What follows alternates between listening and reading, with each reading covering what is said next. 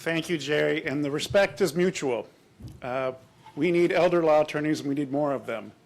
The work is different and equally vital. As we enter, thank you for all of your patience and your endurance.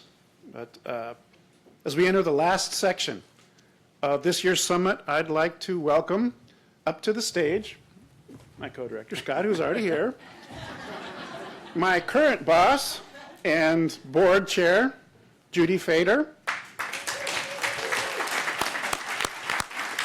and I'm missing somebody. There's another Judy. Oh, my former boss, CMA founder and senior advisor, Judy Stein.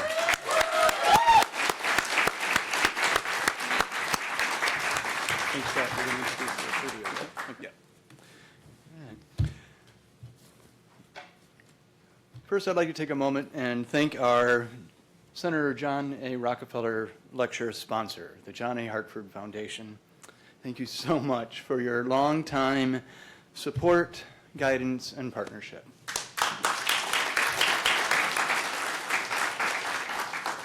Judy Stein has been and continues to be, and God hope will continue to be, to me and many others, an inspiration and a model, a mentor. At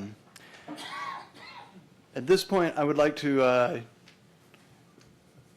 go ahead and play a video from Frank Johns, who's one more person who's been impacted by Judy and her life work. Frank Johns is a principal partner at Booth, Harrington & Johns, North Carolina's first elder law firm.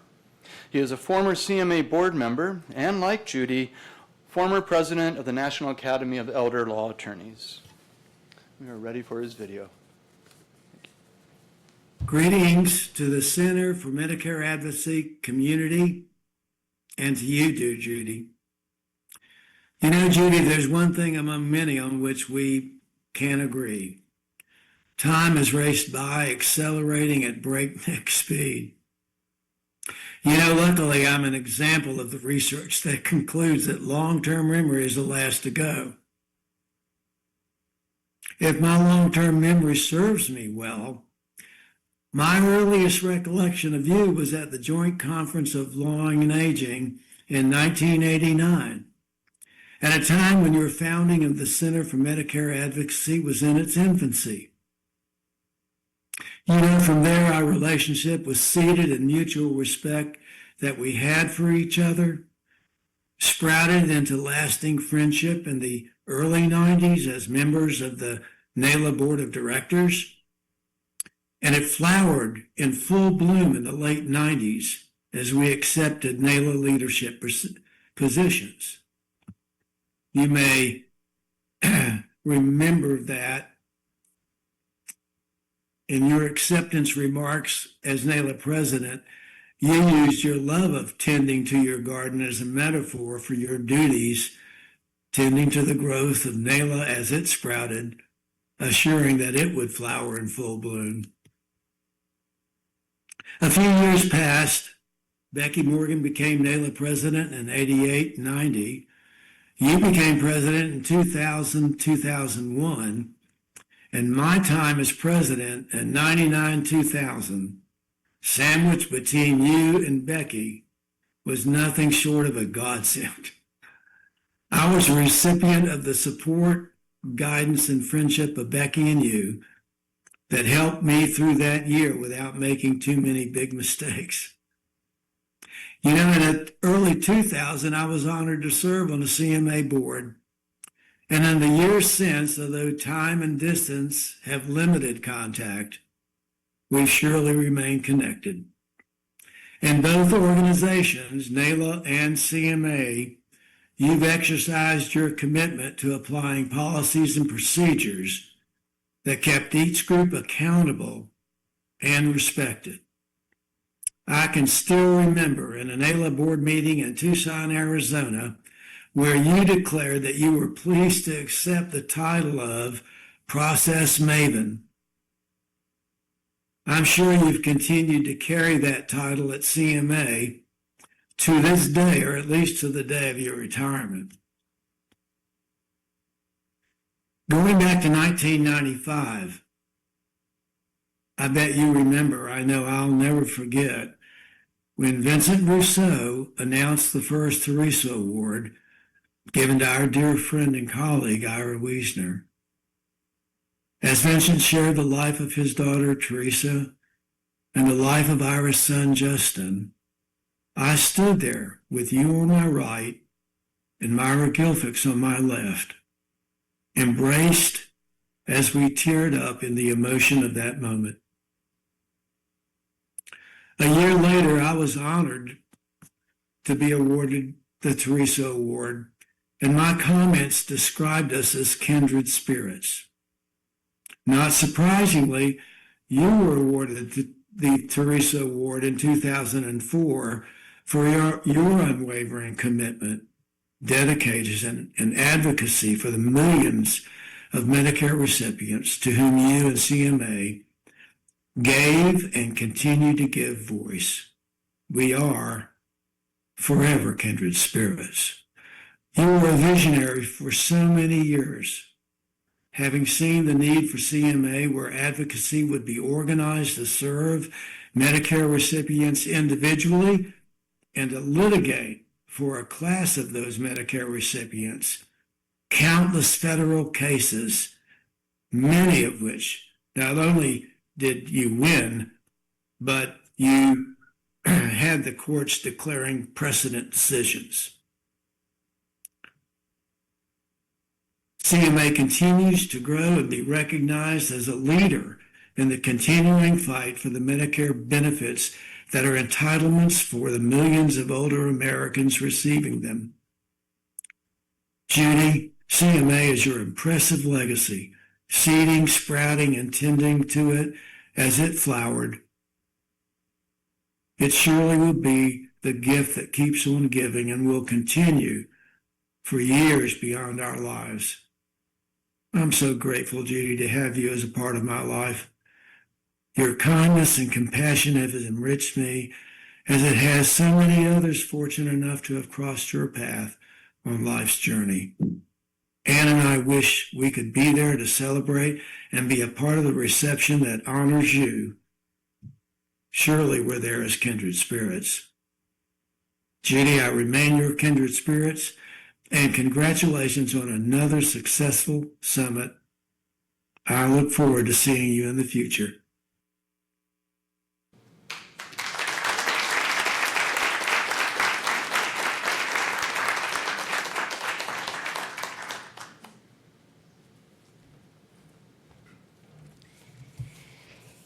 It is my privilege today to introduce our John D., or Jay Rockefeller, he preferred, lecturer, and it's Judy Stein.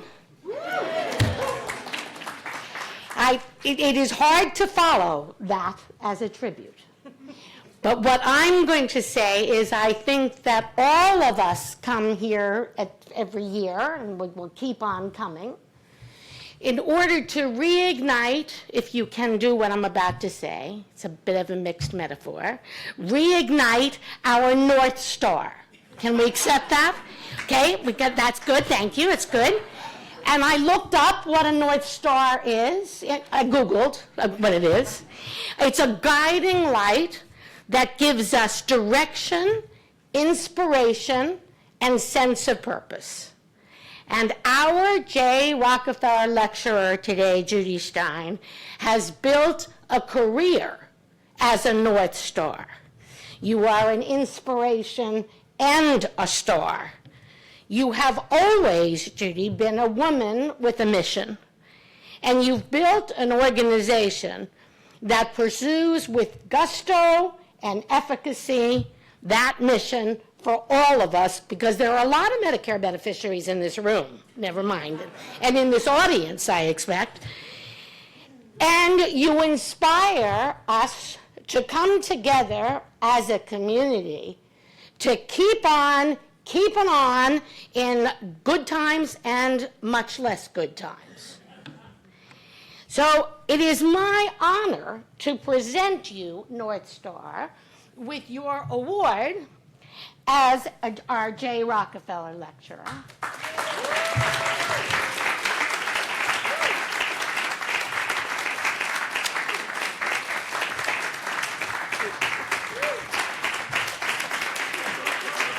Look around.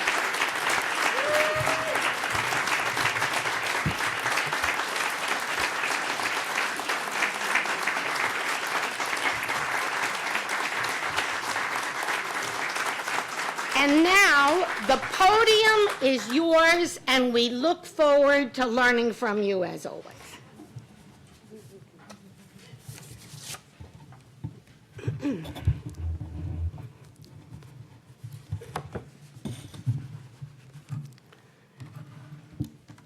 Many themes have been already spoken about, but I'm going to repeat some of them because they are appropriate for the moment. Before I do that, I do want to thank so many of you who are longtime friends, Jerry for your beautiful remarks, Ben Belton for your smile and steadfastness. It's too many names for me to say, but I do have to say, my daughter's here, surprised me from Atlanta today.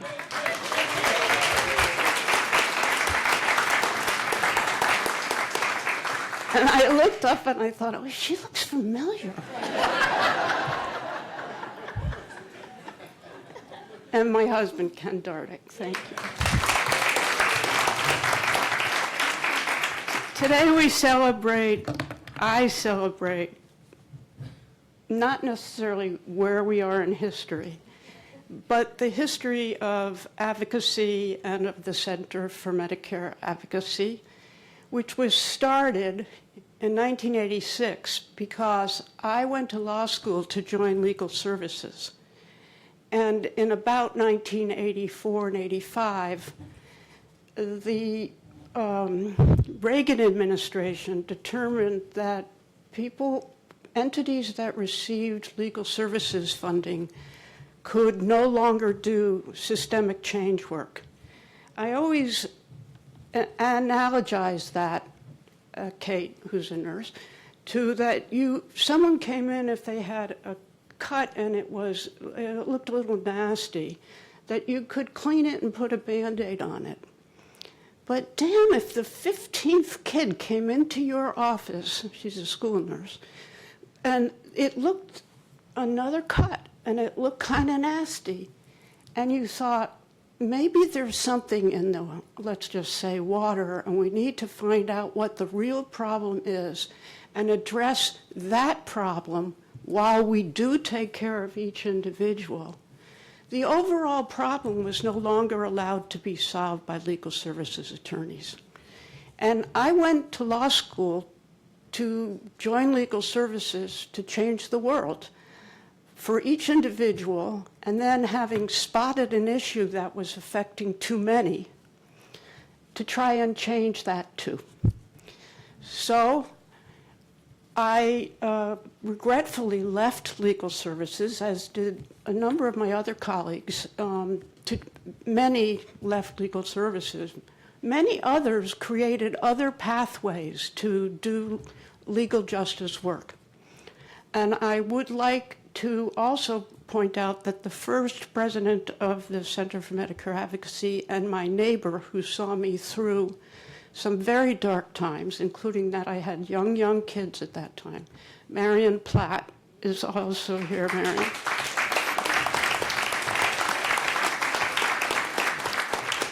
Here we are today as the Center for Medicare Advocacy is approaching its 40th anniversary, and Medicare is approaching its 60th anniversary.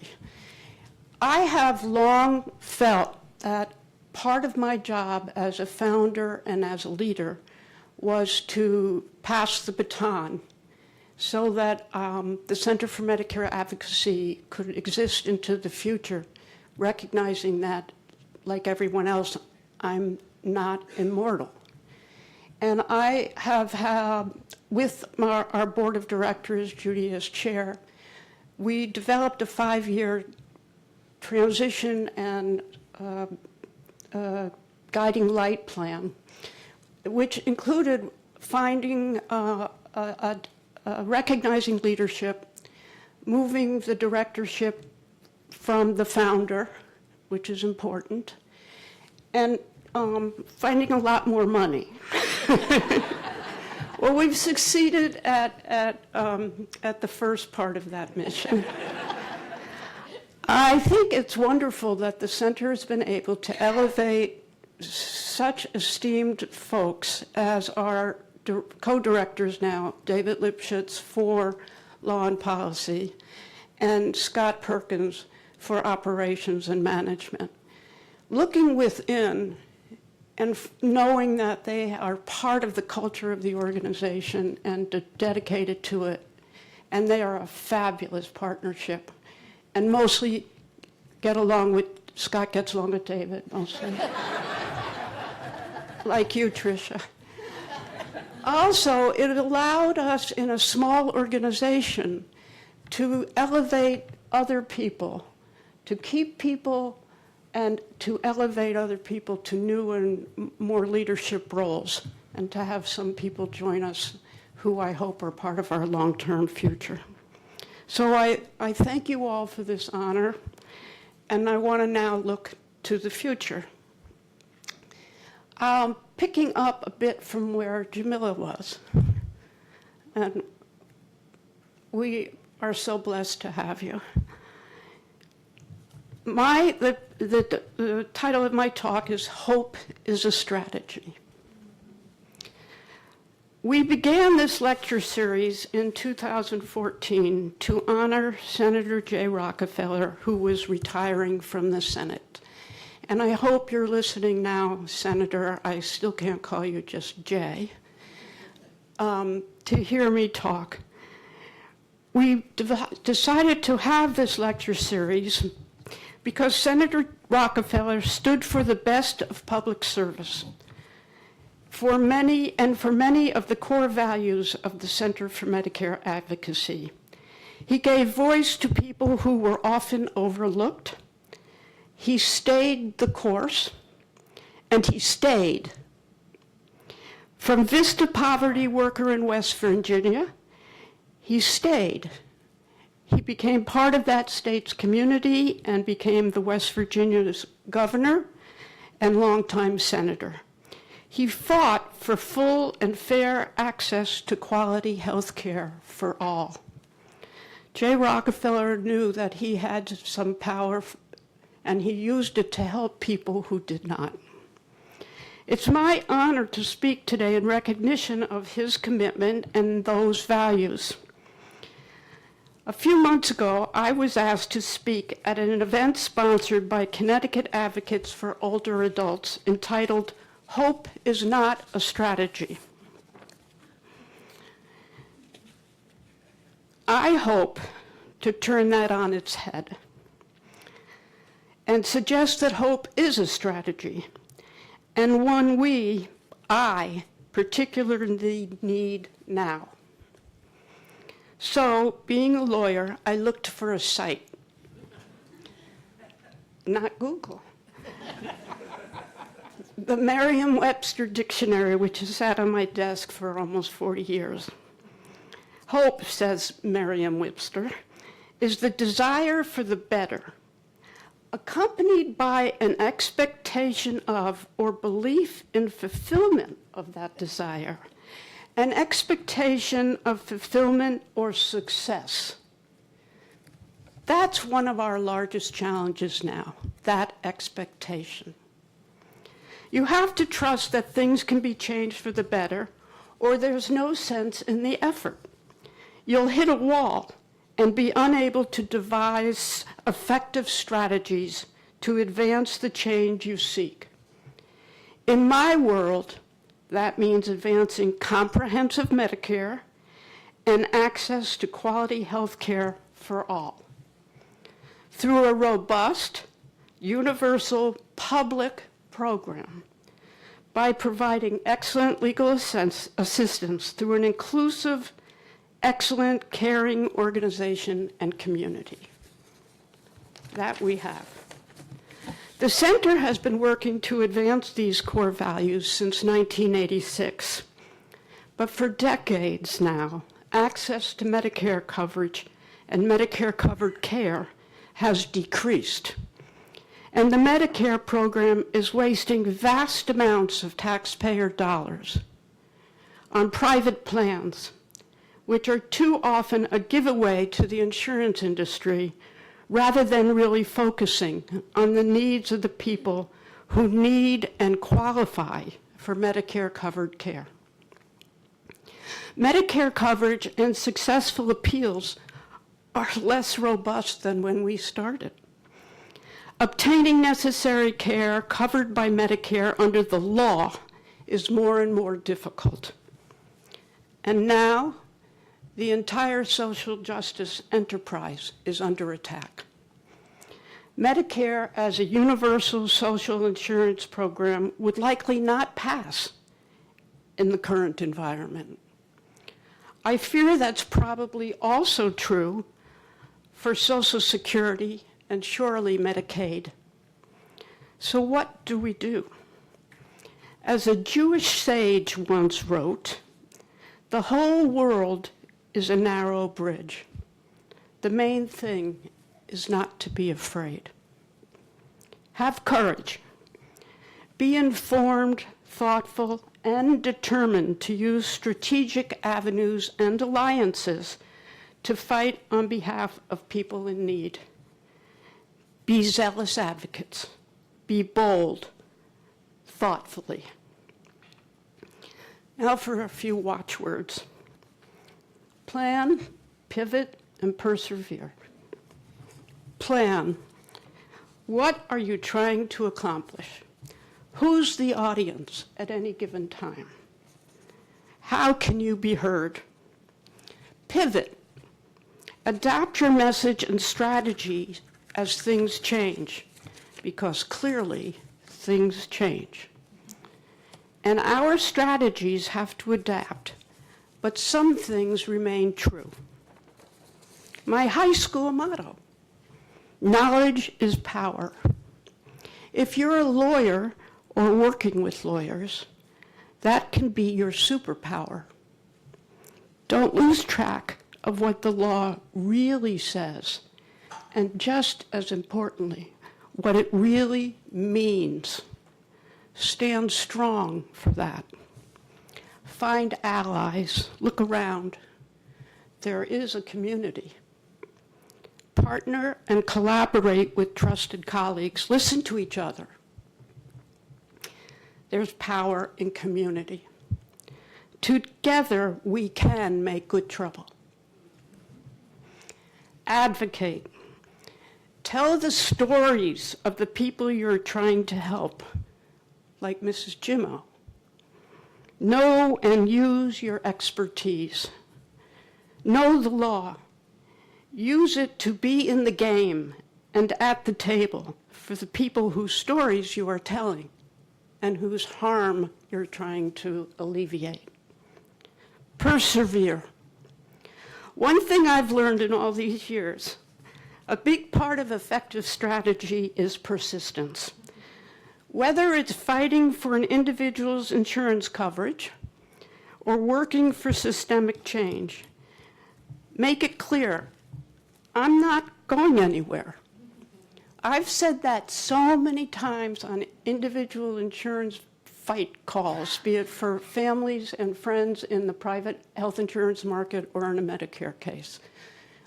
I'm not going anywhere.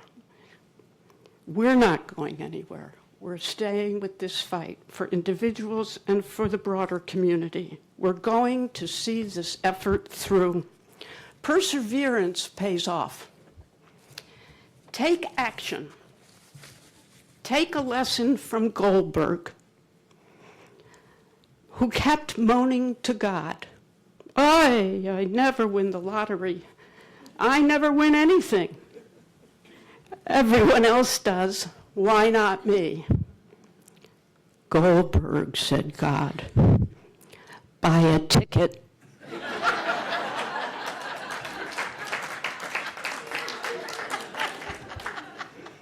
Act. Stay the course with your community and allies. And remember to hope. Thank you, and thank you online and here.